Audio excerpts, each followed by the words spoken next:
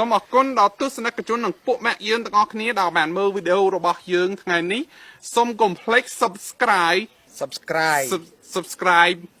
subscribe មិនជាពាក្យខ្មែរទេបាទសូមគោរពជំរាបសួរអ្នកទាំងអស់គ្នាស្វាគមន៍មកកាន់វីដេអូនេះហើយក្នុងវីដេអូនេះ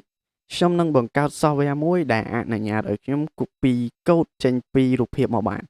ស្ដាប់មើលទៅវាប្រកាសជាប្លែកយ៉ាងមែនតាមពិតទៅ project នេះក៏ធ្លាប់មានគេធ្វើច្រើនដែរប៉ុន្តែគ្រាន់ថាភាគច្រើនគឺនៅលើ extension ដែលសារយើង copy code ចេញពីភាគច្រើនចេញពីវីដេអូនៅក្នុង YouTube អញ្ចឹងមិនថាតែរូបភាពឬ YouTube ទេ software របស់ខ្ញុំនេះក៏អាច copy បានដែរអញ្ចឹងដើម្បីកុំឲ្យខាតពេលយូរខ្ញុំនឹង demo អ្នកទាំងអស់គ្នាមើលថាតើវាជាការពិតមែនអត់អញ្ចឹងវីដេអូនេះគឺល្អមែនទែនសម្រាប់អ្នកដែលគាត់ចូលចិត្តធ្វើ project តាក់ទងមួយ programming ឬក៏គាត់មាន assignment ច្រើនដែល assignment គាត់ហ្នឹងគឺគាត់ជួបបញ្ហាតាក់ទងជាមួយនឹងcode នៅក្នុងរូបភាពអីជាដើមអញ្ចឹងវាជួយគាត់ចំណេញពេលច្រើនមែនទែនអូខេឥឡូវជាមួយខ្ញុំ demo ឲ្យអ្នកទាំងអស់គ្នាមើលបាទអញ្ចឹងខ្ញុំមាន slide របស់លោកគ្រូខ្ញុំដែលគាត់បង្រៀនមុខវិជ្ជា C# មួយហើយកូដនេះគឺជារូបភាពបាទឃើញអត់ខ្ញុំមិនអាច copy ឲ្យបានទេវាគឺជារូបភាពអញ្ចឹងពេលដែលខ្ញុំធ្វើ project ឡើងវិញគឺខ្ញុំត្រូវការចំណាយពេលក្នុងការវាយកូដនឹងឡើងវិញអញ្ចឹងពេលនេះគឺអស់បញ្ហានឹងទៀតហើយគឺគ្រាន់តែយើងប្រើប្រាស់ software មួយនេះអញ្ចឹង software មួយនេះខ្ញុំវា contain នៅពី tab ទី1តាក់ទងមួយរូបភាព tab ទី2តាក់ទងជាមួយនឹង code អញ្ចឹងកន្លែងនេះប៊ូតុងនេះគឺយើង select ដើម្បី screenshot បន្ទាប់មកយើង save វាទុកហើយបន្ទាប់មកយើង convert វាទៅជា code អញ្ចឹងឥឡូវខ្ញុំ demo ឲ្យអ្នកនរគ្នាមើលបាទអញ្ចឹងខ្ញុំ select ធ្វើប៉ុណ្ណឹងអូខេឥឡូវយើងមើលរូបភាពរបស់យើងគឺឃើញថាប៉ុណ្ណឹងអញ្ចឹងខ្ញុំចុច save អូខេបន្ទាប់មកខ្ញុំចុច convert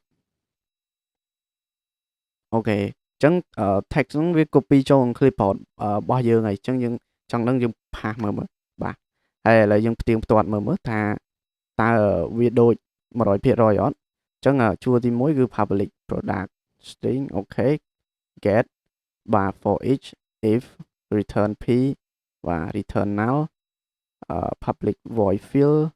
product smart product db.get product អូខេអញ្ចឹងឃើញថាកូដនេះគឺ text នេះត្រូវជាមួយនឹងរូបភាពដើមនេះ 100% ប៉ុន្តែក៏មានករណីខ្លះវាចាប់អត់បានដែរអញ្ចឹង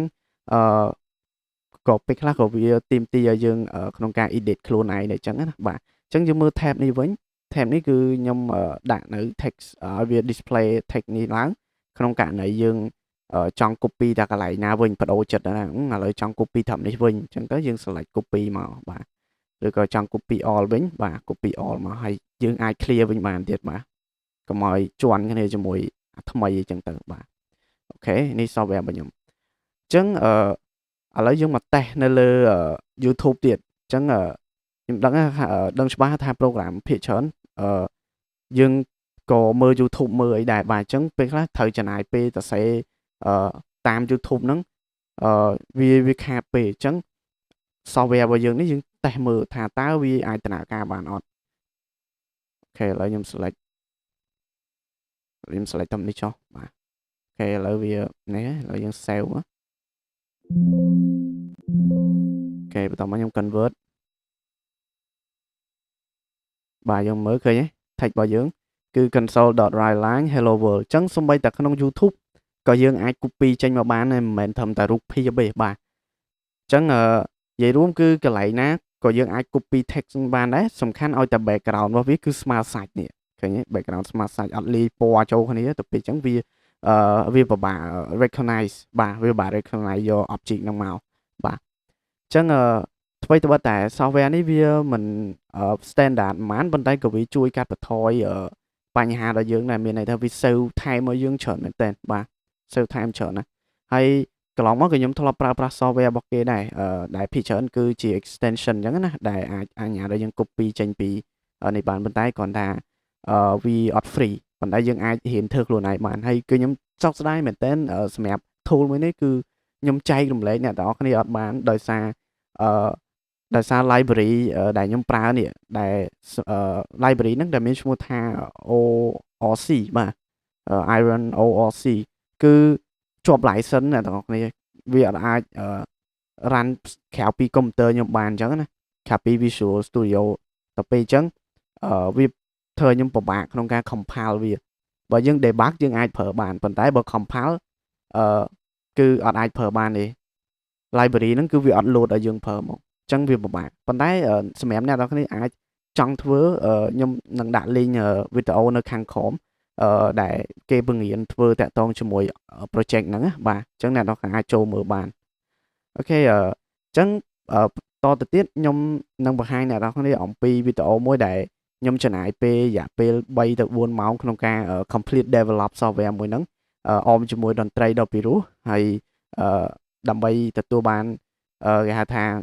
ចំណីអារម្មណ៍ដែលកាន់តែល្អជាងហ្នឹងអ្នកនរគ្នាអាចពាក់កាសបានបាទដើម្បីទទួលបានបទចម្រៀងកាន់តែពីរោះហើយមុននឹងចូលដល់វីដេអូហ្នឹងក៏សូមឲ្យអ្នកនរគ្នាចុច like share subscribe ចុចសញ្ញាកណ្ដឹងម្នាក់មួយដើម្បីជាកម្លាំងចិត្តដល់ពួកខ្ញុំពាក្យ subscribe ជាពាក្យខ្មែរយើងកកជាភាសាខ្មែរសស្អបសជឹងខជឹងរស្រៈអាយណោះស្ញប់សញ្ញា subscribe បាទពាក្យប៉ូឡេ subscribe នេះ subscribe ពាក្យបល័យណាពាក្យអង់គ្លេស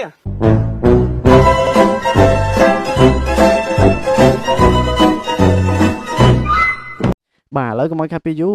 សូមតាមដានទស្សនាវីដេអូនឹងដូចតទៅ